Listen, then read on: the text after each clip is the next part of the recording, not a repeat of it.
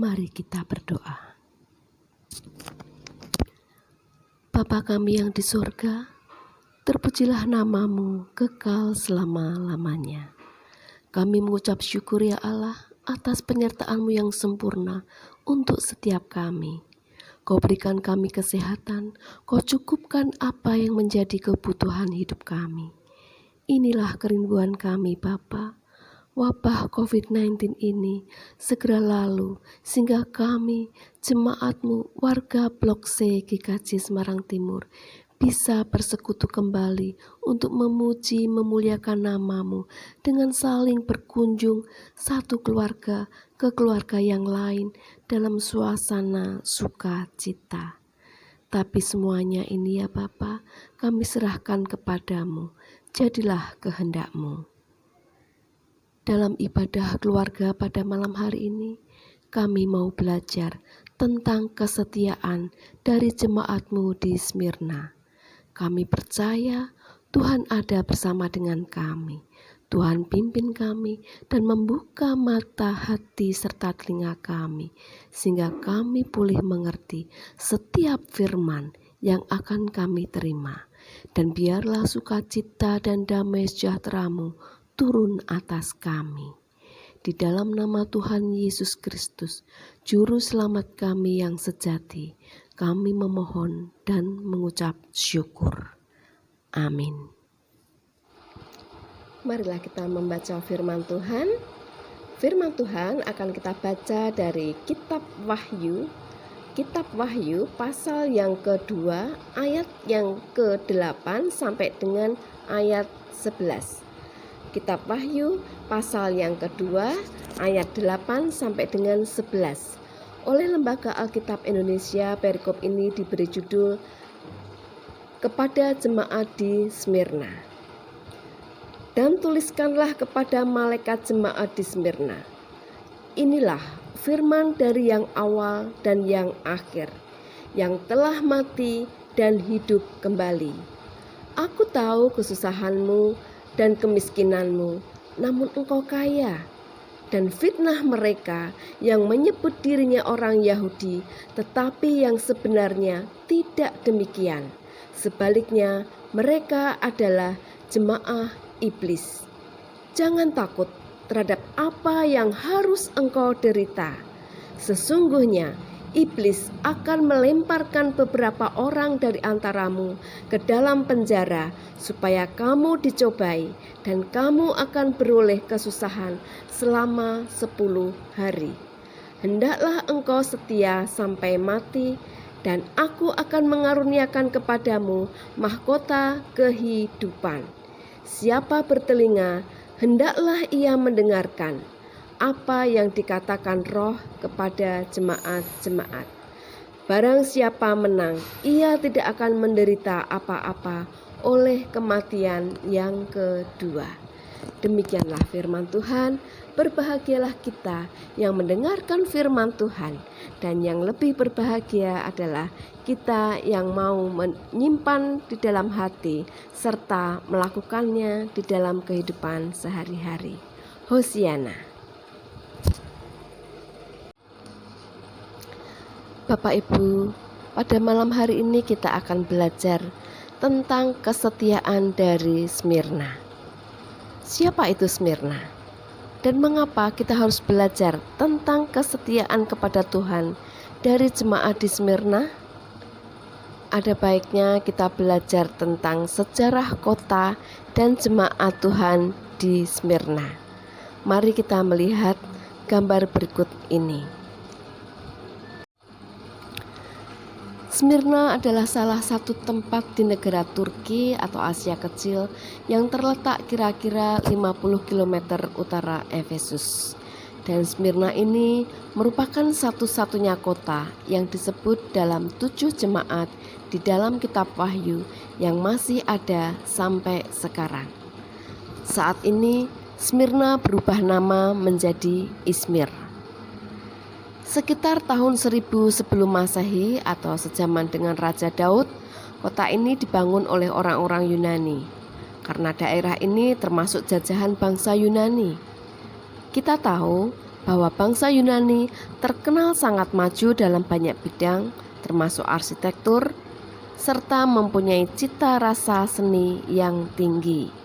Menurut para arkeolog, Smyrna ini dibangun dengan sangat excellent, didesain khusus dan dibangun dengan perencanaan yang matang.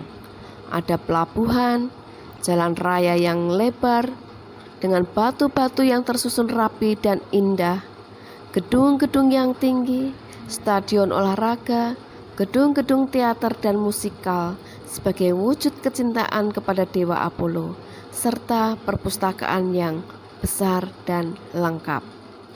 Dan yang membuat kota Smyrna menarik adalah adanya Pagos, yaitu kota yang memiliki bukit. Dan bukit-bukit itu dibangun kuil-kuil untuk penyembahan dewa-dewi Yunani, dan para bangsawan serta aristokrat mendirikan istananya di situ dengan sangat indah dan megah. Tak salah kalau Smyrna mendapat sebutan Permata Asia atau kota terindah di Asia melampaui Efesus. Karena Smyrna adalah kota Yunani, dan sebagaimana kita tahu bahwa bangsa Yunani adalah bangsa politeis, maka di Smyrna banyak dibangun patung-patung dewa Yunani, yaitu dewa Zeus, dewa Apollo, dewa Aphrodite, dewa Asklepios, dewi Nemesis, dan dewi Cybele. Hal lain yang bisa dicatat tentang Smyrna adalah kota ini mempunyai hubungan yang khusus dengan Romawi.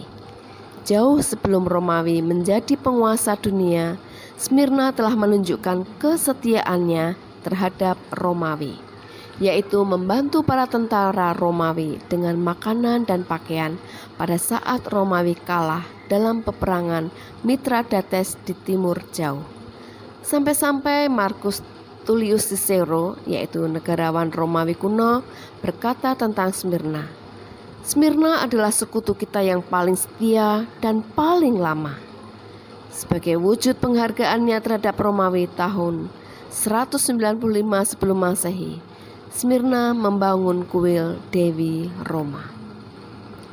Ada satu cerita, yaitu di tahun 26 Masehi, pemerintah Romawi hendak membangun kuil Kaisar Tiberius yang didewakan. Pada saat itu, banyak kota di Asia, termasuk Efesus, yang mengajukan permohonan untuk menjadi tempat dibangunnya kuil Tiberius. Tapi Smyrna lah yang dipilih oleh pemerintah Romawi sebagai penghargaan atas kesetiaan mereka. Dengan demikian, berdirilah kuil Kaisar Tiberius di Smyrna. Bapak Ibu yang dikasihi Tuhan, di kota Smyrna ini juga terdapat begitu banyak orang Yahudi yang tinggal di sana, dan mereka punya kedudukan tinggi dan berpengaruh dalam kota tersebut.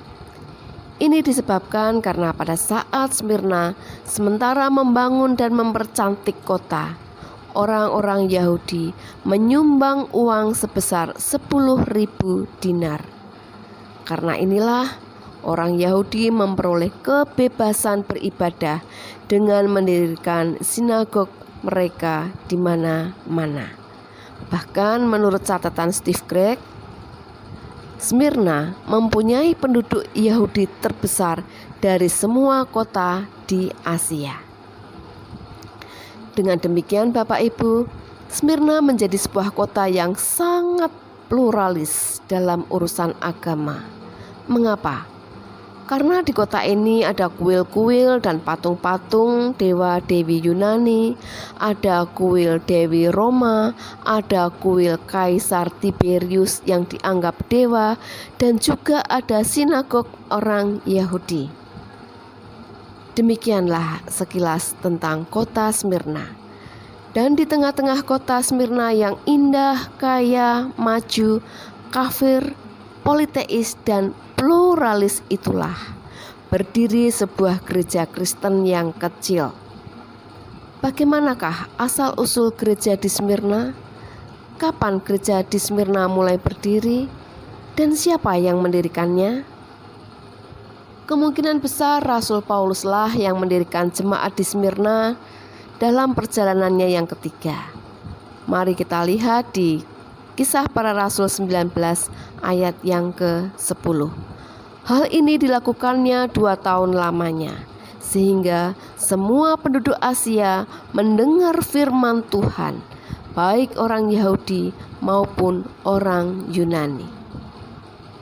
Dalam kitab Wahyu, Smyrna adalah jemaat Kristus yang kedua di antara ke-7 jemaat Kristus di Asia Kecil yang menerima pesan yang ditulis oleh Rasul Yohanes dalam bimbingan Yesus Kristus yang telah dimuliakan.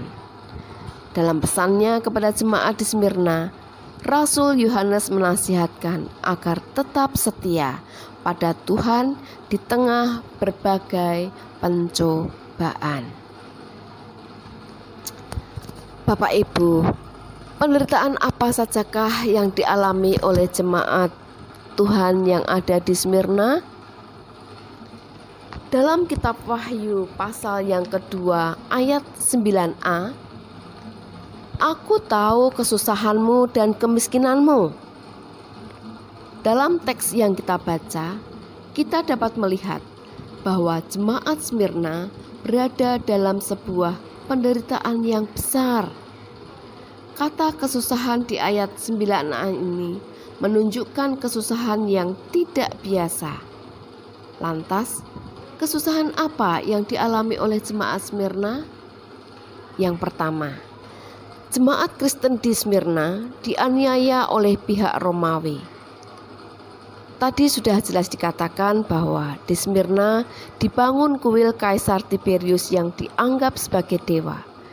Dan oleh pemerintah Romawi ditetapkan peraturan di Smyrna bahwa setiap orang yang tinggal di Smyrna harus mengakui Tiberius sebagai Tuhan. Maka 1 tahun sekali mereka harus mempersembahkan korban atau persembahan di altar kuil Tiberius sambil berkata, Kaisar Tiberius itu Tuhan. Dan setelah itu masing-masing boleh kembali memeluk agamanya masing-masing. Disinilah letak persoalannya. Orang-orang dari agama lain bersedia melakukan itu, sedangkan jemaat Kristen di Smyrna tidak mau melakukan hal itu. Karena bagi mereka, Yesus Kristus adalah satu-satunya Tuhan. Sudah bisa ditebak apa yang terjadi atas mereka. Penganiayaan besar-besaran. Pemerintah Romawi kadang-kadang menyerang pemukiman Kristen, membakar habis rumah mereka, menawan, melucuti, dan memukuli mereka. Dan ada banyak di antara orang Kristen yang dibunuh oleh pedang. Bahkan ada yang lebih sadis lagi, yaitu di antara mereka diadu dengan binatang buas atau diadu manusia dengan manusia sampai salah satunya mati. Yang kedua, mereka sangat miskin. Di tengah-tengah kehidupan yang penuh dengan kegemilangan, kemegahan, kekayaan, keindahan kota Smyrna, jemaat Tuhan di kota itu hidup sangat-sangat miskin. Ini kontras sekali Bapak Ibu.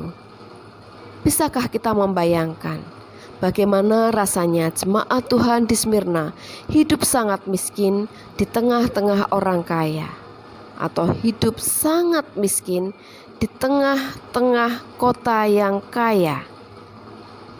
Mengapa jemaat Tuhan di Smyrna sangat miskin? Yang pertama, mereka selalu bekerja dengan jujur tanpa kompromi dengan dosa. John Stott dalam bukunya What Christ Think of the Church di halaman 38 mengatakan, dalam keputusan mereka untuk berjalan lurus dalam bisnis, mereka meninggalkan cara-cara yang curang, dan dengan demikian kehilangan sebagian dari keuntungan yang mudah. Dan keuntungan yang mudah itu berpindah kepada orang lain yang tidak terlalu cermat seperti mereka. Dan lagi, bahwa banyak orang Yahudi dan orang kafir tidak mau berdagang dengan mereka ketika mereka mengetahui bahwa mereka adalah orang Kristen. Bandingkanlah sikap mereka dengan kebanyakan pengusaha Kristen yang banyak kompromi dengan dosa agar tidak kehilangan pelanggan. Yang kedua, mereka dihambat dalam pekerjaan mereka. Bahkan ada yang dipecat karena iman Kristen mereka. Setiap orang yang menjadi pengikut Kristus pada zaman itu mendapat perlakuan yang tidak adil dan dikucilkan. Pada masa itu, perdagangan dikuasai oleh suatu organisasi, serikat perdagangan atau union. Jadi, apabila mereka menjadi orang Kristen, maka usaha mereka akan diboikot oleh serikat. Dan akhirnya usaha mereka tidak bisa berjalan dengan baik. Apabila mereka mempunyai pabrik, maka pegawai mereka meskipun bukan orang Kristen akan dikucilkan. Apabila anak-anak mereka sekolah, maka anak-anak itu tidak akan menerima fasilitas yang sama. Apalagi mereka pergi ke supermarket, tidak akan pernah mendapat pelayanan yang sama. Apabila mereka ke rumah sakit, mereka tidak akan dilayani. Yang ketiga, rumah dan harta benda mereka dibakar oleh orang-orang Romawi. Kadang gerombolan orang kafir menyerang orang Kristen dengan tiba-tiba dan rumah mereka dihancurkan. Hidup tidaklah mudah bagi orang Kristen di Smyrna atau dimanapun pada zaman itu. Inilah yang membuat jemaat di Smyrna hidup dalam kemiskinan yang sangat hebat. Penderitaan jemaat Smyrna yang ketiga adalah jemaat Smyrna difitnah. Dalam Wahyu pasal yang kedua ayat yang ke-9c, hal lain yang membuat jemaat di Smyrna menderita adalah karena mereka difitnah oleh orang Yahudi. Ingat, orang Yahudi di Smyrna cukup banyak, dan rata-rata mereka hidup secara mapan dan mempunyai kedudukan yang terhormat di dalam masyarakat. Orang-orang Yahudi ini memanfaatkan kedudukan mereka untuk menjilat kepada pemerintah Romawi, tetapi sekaligus menyusahkan orang-orang Kristen. Bagaimana mereka memfitnah orang-orang Kristen? Pertama, orang-orang Yahudi menyebarkan fitnah bahwa jemaat Kristen di Smyrna adalah kanibal. Karena dalam perjamuan kudus Kristen ada kata-kata, inilah tubuhku, makanlah, dan inilah darahku, minumlah. Sejumlah kasus anak hilang dituduhkan bahwa jemaat Kristen di Smyrna telah memakannya. Yang kedua, jemaat Kristen juga punya perjamuan kasih yang disebut perjamuan agape. Orang Yahudi lalu menyebar fitnah bahwa orang Kristen biasa mengadakan pesta seks di dalam gereja mereka. Dan fitnah yang ketiga adalah orang Kristen disebut sebagai penghancur keluarga, karena seringkali banyak keluarga yang bentrok sebagai akibat dari salah satu anggota keluarga mereka menjadi Kristen. Dan fitnah selanjutnya adalah karena orang Kristen menolak semua patung yang ada di Smyrna sebagai Allah, maka mereka difitnah sebagai orang ateis atau tidak percaya adanya dewa-dewa. Dan yang kelima, karena orang Kristen tidak bersedia menyebut Kaisar Tiberius sebagai Tuhan, maka fitnah disebar bahwa mereka tidak tidak setia kepada pemerintah Romawi. Dan fitnah yang berikutnya adalah karena di gereja Kristen pernah dikhotbahkan tentang akhir zaman, bahwa dunia ini akan berakhir, maka orang Kristen difitnah sebagai penghasut rakyat. Nah, akibat dari fitnah-fitnah ini, maka penderitaan dan aniaya terhadap jemaat Smyrna semakin bertambah.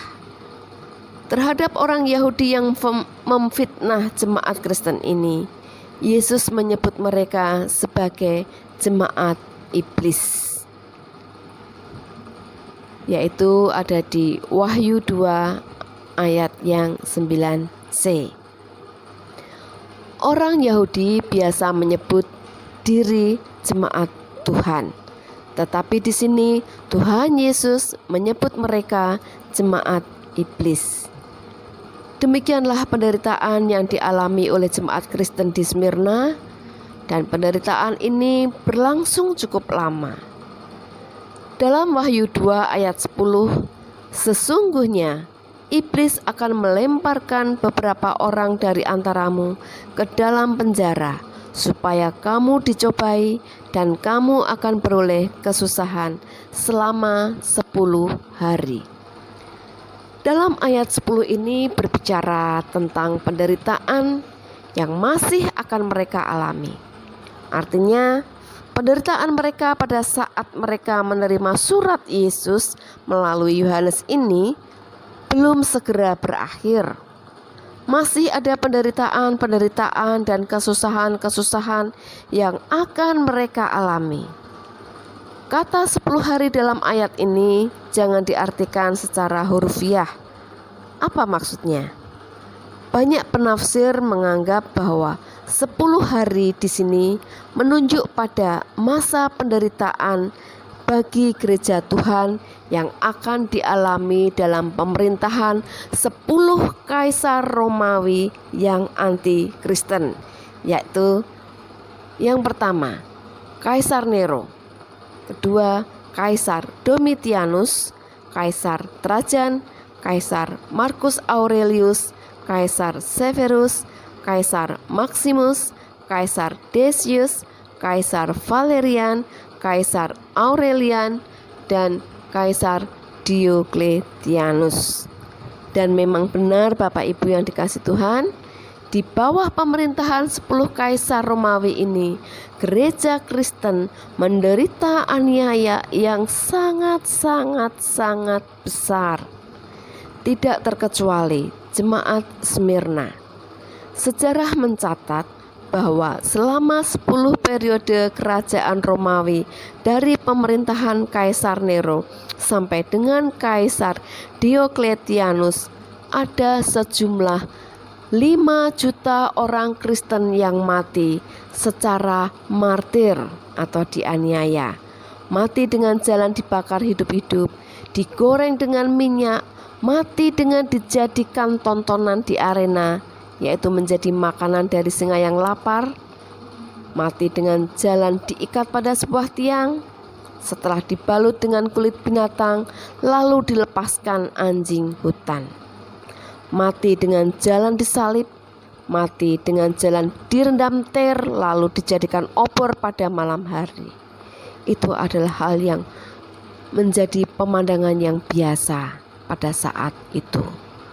Penderitaan-penderitaan yang dialami jemaat Smyrna ini baru berakhir setelah Konstantin menjadi kaisar Romawi dan menjadikan kekristenan sebagai agama resmi Roma.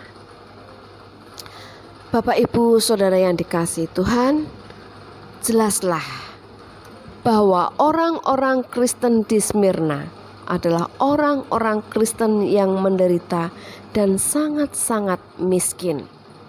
Namun demikian, mereka tetap setia mengikut Yesus, walau nyawa taruhannya. Jemaat di Smyrna ini adalah salah satu dari 2 jemaat yang dipuji Tuhan Yesus tanpa celaan sama sekali. Jemaat yang lainnya adalah Philadelphia. Satu lagi, Satu lagi, jemaat Smyrna adalah satu-satunya dari 7 jemaat dalam kitab Wahyu di Asia Kecil yang mempertahankan eksistensinya hingga hari ini. Dan saat ini namanya menjadi Izmir. Bapak Ibu yang dikasihi Tuhan, bagaimana jemaat Smyrna tetap setia menghadapi pencobaan-pencobaan tersebut? Rasul Yohanes menasihatkan agar jemaat Smyrna berfokus pada Tuhan Yesus. Ia menyampaikan bahwa Tuhan Yesus adalah firman dari yang awal dan yang akhir, yang telah mati dan hidup kembali, yaitu Wahyu 2 ayat yang ke-8. Gelar ini memiliki nilai penting bagi jemaat. Tuhan Yesus adalah yang awal dan yang akhir. Artinya, Dia adalah pemenuhan janji Allah. Apapun yang terjadi, mulai dari lahir sampai akhir hayat, Kristus yang bangkit bersama kita adalah Kristus yang menang atas pencobaan dan penderitaan. Kristus yang bangkit adalah Dia yang telah mengalami hal terburuk dalam karya pelayanannya. Ia telah mati dalam derita salib. Apapun yang dialami jemaat Smyrna, semua itu pernah dialami Tuhan Yesus. Tuhan Yesus dapat menolong karena Ia tahu hal terburuk dalam kehidupan, bahkan telah mengalami pahitnya kematian. Selain ketabahan dalam menghadapi kenyataan, Rasul Yohanes mengajak umat untuk tetap setia, sekalipun bila kematian menjadi harga yang harus dibayar. Sejarah membuktikan kesetiaan Smyrna dalam mengikut Tuhan Yesus. Kisah kesetiaan dari jemaat Smyrna yang patut menjadi teladan adalah kisah Polikarpus, yaitu uskup Smyrna.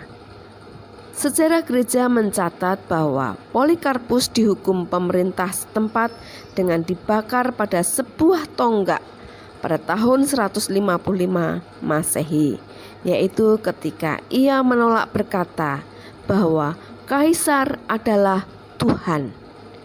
Dia dibawa ke stadium, prokonsul mendesak dia. Katanya, "Bersumpahlah, maka aku akan membebaskan engkau. Sangkalah Kristus." Tetapi Polikarpus menjawab, 86 tahun aku melayani dia, dan dia tidak pernah menyakiti hatiku sekalipun. Bagaimana mungkin aku dapat menghujat raja dan juru selamatku? Namun prokonsul itu terus mendesak, sehingga pada akhirnya Polikarpus dihukum dengan dibakar hidup-hidup. Kisah kesetiaan jemaat Smyrna patut untuk terus direfleksikan dan dimaknai dalam kehidupan kita masa kini. Mengikut Tuhan Yesus memang tidak mudah, penuh tantangan dan penuh perjuangan untuk mengikut Dia.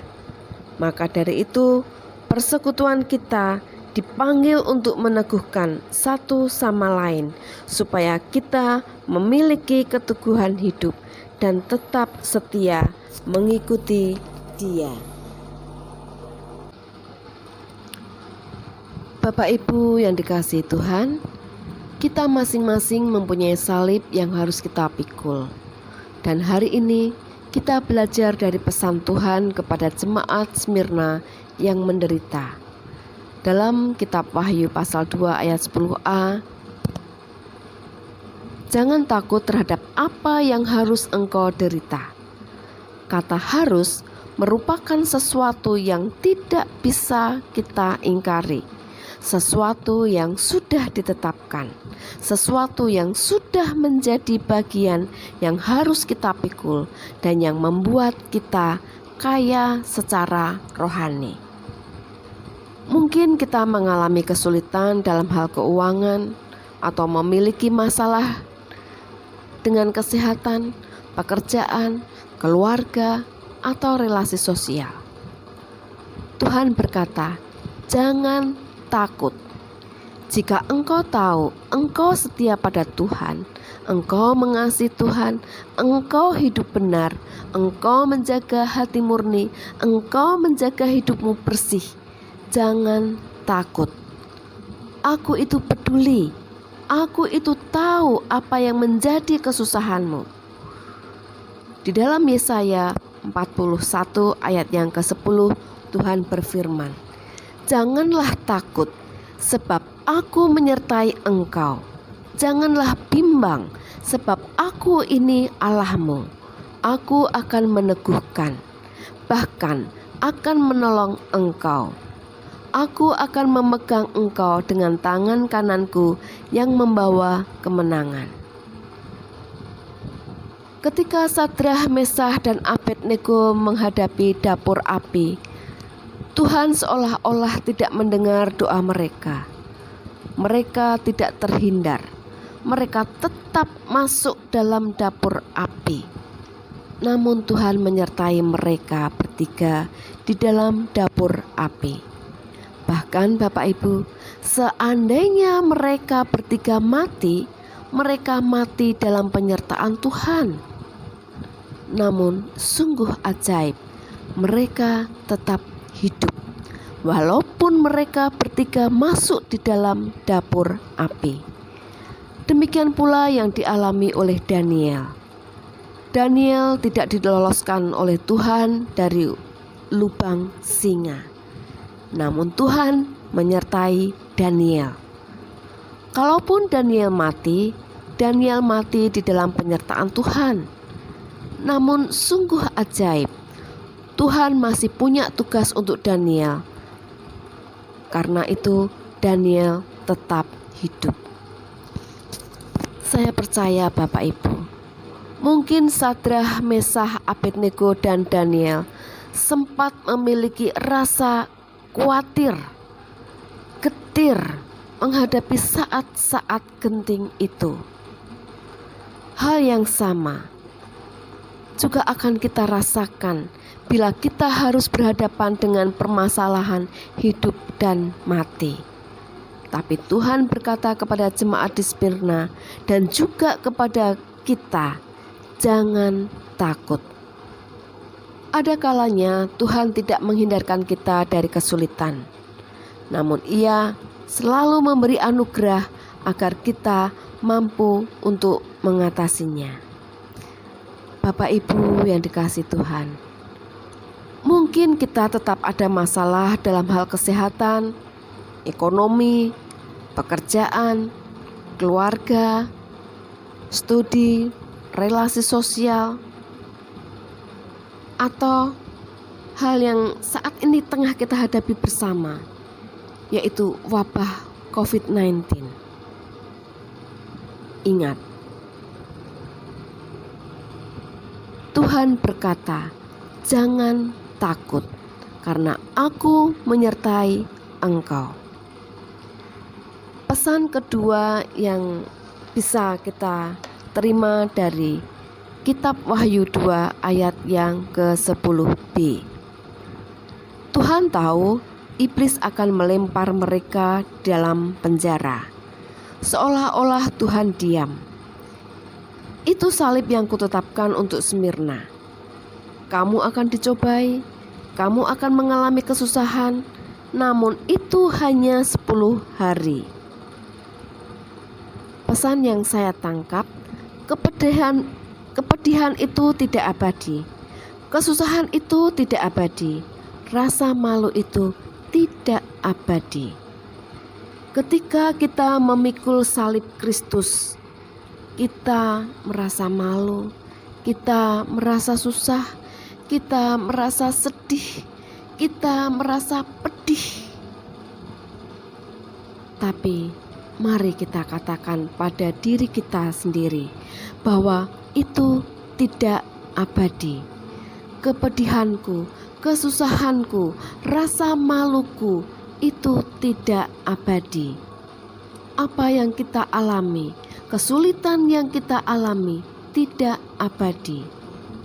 Mazmur 55 ayat 23.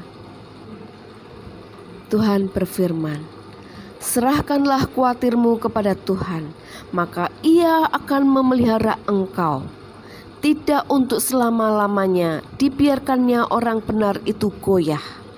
Tidak selamanya kita akan meneteskan air mata. Tidak selamanya kita pedih hati. 1 Korintus 10 ayat 13. Firman Tuhan berkata, pencobaan-pencobaan yang kamu alami ialah pencobaan-pencobaan biasa yang tidak melebihi kekuatan manusia. Sebab Allah setia, dan karena itu Ia tidak akan membiarkan kamu dicobai melampaui kekuatanmu. Pada waktu kamu dicobai, Ia akan memberikan kepadamu jalan keluar, sehingga kamu dapat menanggungnya. Tuhan tahu batas kemampuan kita. Yusuf menjadi budak selama kurang lebih 13 tahun, di penjara untuk fitnah yang tidak dia lakukan.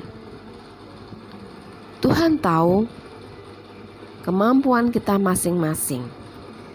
Jadi kalau di antara kita ada yang mengeluh, menggerutu untuk menghadapi masalah yang kita hadapi, itu artinya kita tidak mau memikul salib kita. Di dalam Wahyu pasal yang kedua ayat 10c, hendaklah engkau setia sampai mati, dan aku akan mengaruniakan mahkota kehidupan. Bapak Ibu, seolah-olah seumur hidup jemaat Smyrna doanya tidak dijawab, tapi mereka tetap setia sampai mati. Jemaat Smyrna adalah salah satu jemaat yang tidak ditegur oleh Tuhan di samping Philadelphia. Karena jemaat Smyrna ini sungguh luar biasa. Mereka miskin secara materi, tetapi kaya secara rohani. Dan Tuhan berkata, aku akan mengaruniakan mahkota kehidupan. Apa yang dialami jemaat Smyrna juga dialami oleh Tuhan Yesus. Di Taman Getsemani, Tuhan Yesus berdoa, ya Bapa, jikalau sekiranya mungkin, biarlah cawan ini lalu dariku. Tetapi janganlah seperti yang ku kehendaki, melainkan seperti yang Engkau kehendaki. Akhirnya, Yesus tetap melaksanakan tugas dari Bapanya. Yesus setia sampai mati. Yesus tahu Allah Bapa telah memberikan mahkota kehidupan. 3 hari kemudian Yesus bangkit dari antara orang mati. 40 hari kemudian Yesus naik ke surga, duduk di sebelah kanan Allah Bapa, dimuliakan oleh Allah Bapa. Dalam Filipi 2 ayat 9 sampai dengan 10, firman Tuhan berkata, itulah sebabnya Allah sangat meninggikan Dia dan mengaruniakan kepadanya nama di atas segala nama, supaya dalam nama Yesus bertekuk lutut segala yang ada di langit dan yang ada di bumi dan yang ada di bawah bumi, dan segala lidah mengaku Yesus Kristus adalah Tuhan, bagi kemuliaan Allah Bapa. Salib yang harus kita pikul akan mendatangkan kemuliaan yang akan Tuhan nyatakan kepada kita. Tapi Bapak Ibu saudara dikasih Tuhan, kita jangan memikirkan terlebih dahulu kemuliaannya. Akan tetapi kita harus setia dulu kepada Allah. Karena Tuhan menginginkan kita untuk setia terlebih dahulu. Bapak Ibu saudara dikasih Tuhan, itulah kesetiaan jemaat di Smyrna kepada Yesus, meskipun nyawa yang menjadi taruhannya. Yesus setia menjalankan tugas dari Bapanya, walau ia harus mengalami penderitaan, sengsara, mati di atas kayu salib. Bagaimana dengan kita? Marilah kita merenungkan dalam hati kita masing-masing. Tuhan memberkati kita. Amin. Mari kita berdoa. Allah yang Maha Kasih, kasih setiamu lestari di dalam hidup kami. Terima kasih atas sapaan, teguran, penghiburan, dan penguatan yang telah kami terima pada malam hari ini. Mampukan kami untuk tetap setia, walau apapun yang terjadi di dalam setiap kehidupan kami. Karena kami tahu apa yang sudah, sedang, dan yang akan terjadi, semua atas pengetahuan dan seizin-Mu. Dan semua itu baik bagi kami. Tolong kami untuk tetap berpegang teguh pada kuat kuasa-Mu. Bapa yang kami sembah di dalam nama Tuhan kami Yesus Kristus, pada malam hari ini kami bersatu hati memohon belas kasih-Mu. Kiranya wabah COVID-19 ini segera lalu dari bumi Indonesia dan seluruh bumi milik-Mu. Kami belajar untuk mengucap syukur atas hikmah pandemi ini. Kami bisa belajar untuk peduli terhadap kesehatan diri, sesama, serta kesehatan lingkungan. Melalui pandemi COVID-19 ini, kami boleh semakin dekat dan lebih mengenal anggota keluarga kami, karena kami harus tetap tinggal di rumah, belajar dari rumah, bekerja dari rumah. Melalui pandemi COVID-19 ini, kami Engkau ingatkan untuk saling menolong, saling peduli satu dengan yang lain, saling menguatkan dan saling mendoakan, serta mengingatkan untuk tetap setia dan terus berharap pada pertolongan-Mu. Sebagaimana jemaat-Mu di Smyrna, walau harus menanggung kesusahan, kemiskinan, dan fitnah karena mengikut Engkau, mereka tetap setia. Walau harus menyerahkan nyawanya, mereka tetap setia, mengaku dengan mulutnya bahwa Engkau, Yesus, adalah satu-satunya juru selamat di dalam hidup mereka. Mereka tetap setia sampai mati. Dan kesetiaan itu tidak sia-sia, karena Engkau mengaruniakan mahkota kehidupan, dan mereka tidak akan menderita apa-apa oleh kematian yang kedua. Bapa di surga, kami berdoa untuk orang tua kami yang sudah usia lanjut, saudara-saudara kami yang sedang sakit dan yang sedang dalam masa kesusahan. Bapa, kami percaya penyertaan-Mu adalah sempurna untuk saudara-saudara kami ini. Engkau tidak pernah meninggalkan sedetik pun. Malah damai sejahtera-Mu turun atas saudara-saudara kami. Tuhan beri kekuatan, kesembuhan, serta penghiburan. Kami juga berdoa untuk anak-anak-Mu yang karena pandemi COVID-19 ini harus bekerja dari rumah, atau untuk sementara waktu kehilangan pekerjaan atau berkurang pemasukannya. Kami percaya Tuhan, Engkau selalu ada untuk kami. Kami tidak perlu khawatir, kami tidak perlu takut, karena Engkau sendiri berfirman, jangan takut. Dan pencobaan yang kami hadapi adalah pencobaan yang biasa, yang tidak melebihi kemampuan kami. Roh Kudus-Mu yang selalu membimbing, menuntun dan menguatkan, serta memberi penghiburan. Untuk anak-anak-Mu yang sedang dalam masa studi, Tuhan berkati, Tuhan beri kelancaran studinya, dan biarlah ilmu yang diterima boleh menjadi berkat bagi dirinya dan sesamanya kelak.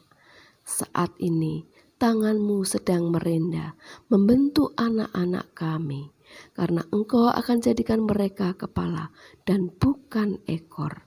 Mereka akan menjadi saksi-Mu bahwa Engkaulah Sang Pemberi kehidupan dan satu-satunya juru selamat di dalam hidup mereka.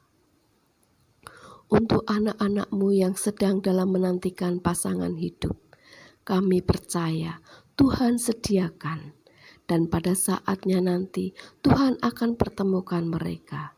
Mereka akan mengikat janji suci di hadapan-Mu.